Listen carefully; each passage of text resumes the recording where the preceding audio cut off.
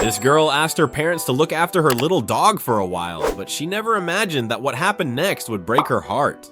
October 3rd, I was in my best friend's wedding, and my husband had dropped off our dog to be babysat by my parents. My husband got a call while we were at the wedding that Ruby had sustained an injury from an animal attack, and she was being brought to the vet, and we later found out that the vet couldn't save her, and she died from her injuries from this animal attack. I actually had called the cops to be there on the scene, and as soon as I rolled up with the cops, they handed us our dead dog in a box and kicked us off their property. The following morning, we brought her to her vet to just like analyze her, and they did an x-ray, and that's when they found a bullet in her jaw.